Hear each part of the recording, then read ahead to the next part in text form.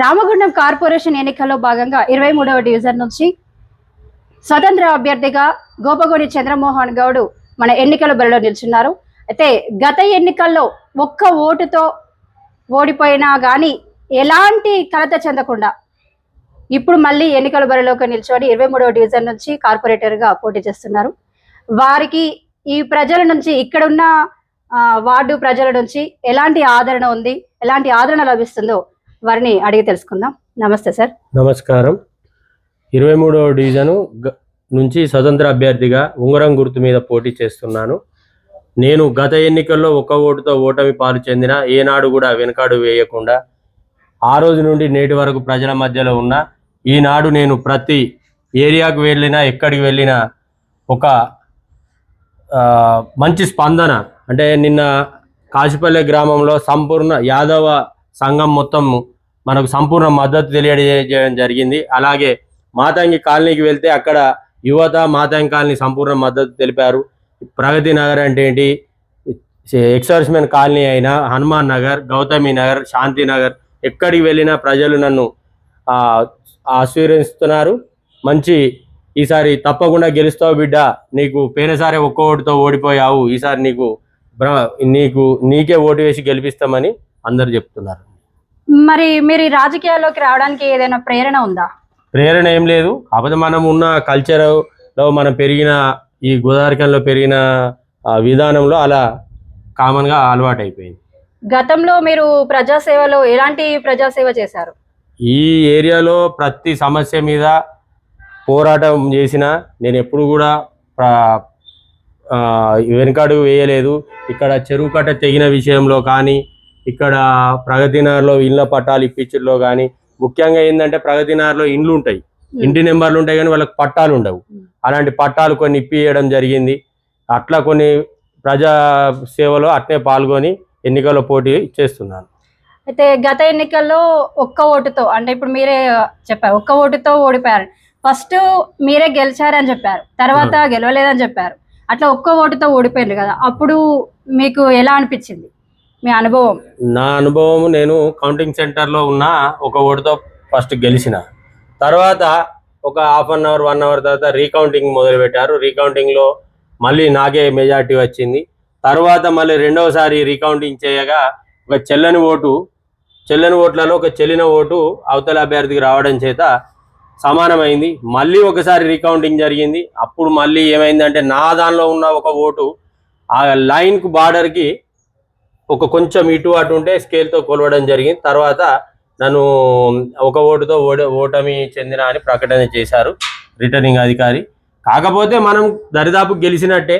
ఇక్కడ ఉండే పెద్ద పెద్ద నాయకుల మధ్యన నేను ఒక సామాన్యంగా ఎలాంటి రాజకీయ చరిత్ర లేకుండా ఉన్నటువంటి ఫ్యామిలీ మాది. కాబట్టి అంత పెద్ద వ్యక్తులతో కొట్లాడి ఒక ఓటుతో ఓటమి చెందినా కూడా నాది నైతికంగా గెలిపే. కాకపోతే అప్పటి నుంచి ప్రజాసేవలో నిరంతరం అట్నే ఉన్నా. మరి ఇప్పుడు గెలిస్తే మీరు ఈ వార్డు ప్రజలకు ఏ విధంగా చేయాలనుకుంటున్నారు, ఎలాంటి పనులు చేస్తారు? ఇక్కడ మెయిన్గా ఎన్టీపీసీ ప్రభావిత ప్రాంతాలు ఎక్కువగా ఉన్నాయి. ఇక్కడ కాశీపల్లి అంటే ఏంటి, ప్రగతి నగర్, ఇప్పుడు కొత్తగా మాతంగి కాలనీ, ఇప్పుడు ఆ బొగ్గు డంప్ అనేది మాతంగి కాలనీ గోడకు ఆనుకొని పోస్తున్నారు. ఏది వేస్ట్ కోల్ వేయడం వల్ల అది ఒక మంట వస్తుంది. మంట వచ్చి సాయంత్రం 6 తర్వాత ఎలాంటి మనిషి కూడా కానిపినటువంటి పరిస్థితులు అక్కడ ఉన్నాయి. ఇప్పుడు చర్మ వ్యాధులు స్టార్ట్ అవుతున్నాయి వాళ్ళకు కొత్తగా.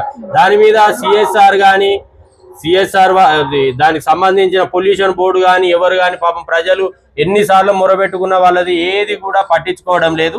ఇప్పుడు అక్కడ ఏం జరుగుతుందంటే ఒక న్యాయ పోరాటానికి సిద్ధం కావాలని నేను నా ఎలక్షన్ హామీలో చేసిన, వాళ్ళు సంపూర్ణ మద్దతు ప్రకటన చేసినారు నాకు. నన్ను గెలిపియండి, నేను న్యాయ పోరాటానికి ఎక్కడికైనా వెళ్ళడానికి సిద్ధంగా ఉన్నా. వాళ్ళు ఒక కమిటీ ఏర్పాటు చేసుకోవడానికి, గ్రామం కూడా ఒక కమిటీ వేసుకోవడానికి కూడా సిద్ధపడ్డారు. ఆ కమిటీని నాకు అప్పచెప్తే ఎంతటి వ్యయమైనా నా సొంత ఖర్చులతో పెట్టుకొని ఆ కాలనీ పునరావాసమా లేకపోతే దానికి అలాంటి పొల్యూషన్ రాకుండా ఏమైనా డంప్ యార్డ్ని ఆడికెళ్ళి వెత్తివేయడానికి కృషి చేస్తా అని హామీ ఇచ్చాను. అలాగే కాచిపల్లి గ్రామంలో అది ఒక సిఎస్ఆర్ నిధులతో డెవలప్ కావాల్సిన ఏరియా, దానికి ఇప్పటి వరకు ఒక ఇంటికి కూడా వాటర్ లేదు. అంటే ఇంతకు ముందు ఉన్న కార్పొరేటర్ ఏం చేయలేదంట. గెలుస్తున్నారు, వాళ్ళ పనులలో వాళ్ళు బిజీ ఉండి వాస్తవానికి కూడా ఎవరు పట్టించుకోవడం లేదు. నేను ఒకసారి పోటీ చేసినప్పుడు 50 ఓట్లతో ఓడిపోయినా, మొన్న 1 ఓటుతో ఓడిపోయినా. కాకపోతే నాకు సమస్యలు తెలుసు, నాకు అదృష్టమో దురదృష్టం కాబట్టి ఇప్పటి వరకు గెలుపొందలే. ఈసారి గెలుస్తా అనే ధీమా నాకు ఉంది. ఇప్పుడు మీరు గెలిస్తే మహిళలకు కానీ వృద్ధులకు కానీ ఎలాంటి సేవ చేస్తారు? ఇప్పుడు మహిళలకు ముఖ్యంగా ఏంటంటే సిఎస్ఆర్ నిధులు చాలా ఉన్నాయి. ఒక కుట్టు మిషన్ సెంటర్, వాళ్ళ స్వయం ఉపాధి కార్యక్రమాలు అవి చేయడానికి సిఎస్ఆర్ ఉన్నది, కానీ దాన్ని కొట్లాడే నాయకుడు లేడు ఇక్కడ. ఇప్పుడు గెలుస్తున్నారు పాపం, ప్రజలను మర్చిపోయి వాళ్ళ ఓట్లతో గెలిచి వాళ్ళు కనీసం పట్టించుకునే పరిస్థితులలో లేదాడ. ఇప్పుడు ఈ ప్రాంతంలో మోహన్ గౌడ్ అంటేనే ఒక టార్గెట్ అనే ఒక టాక్ వచ్చింది. ఇప్పుడు కూడా ఉన్న అభ్యర్థులందరికీ నేనే టార్గెట్. ఎందుకంటారు అసలు ఆ టార్గెట్ అనే టాక్ ఎందుకు వచ్చింది? ఎందుకు అంటే నన్ను ఓడిస్తే వాళ్ళకు ఆనందం ఉంటది. ఎప్పుడు అందరు ఒకటైతారు, ఒక్కొక్కసారి ఒక్కొక్క ఎలక్షన్లలో అందరు ఒకటైతారు. ఒకటే ఎవరికి వేసినా మంచిదే, మోహన్ గౌడ్కి వేయద్దు అంటారు. కాకపోతే ఈసారి ప్రజలంతా చాలా అదైపోయినరు.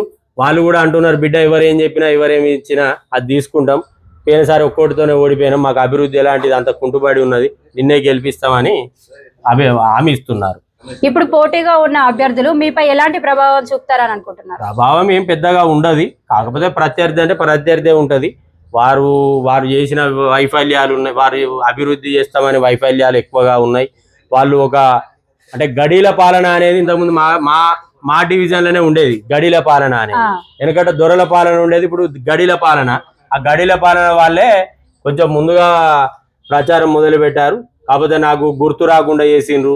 అంటే మనం వేరే గుర్తు అడిగితే గుర్తు రాకుండా చేసిండ్రు. నా మీద 27 మొన్న నామినేషన్ రోజు కూడా నా మీద ఒక అనవసరపు అంటే అసలు నాకు ప్రమేయం లేనటువంటి కేసులో నా మీద ఎఫ్ఐఆర్ బుక్ చేసిండ్రు.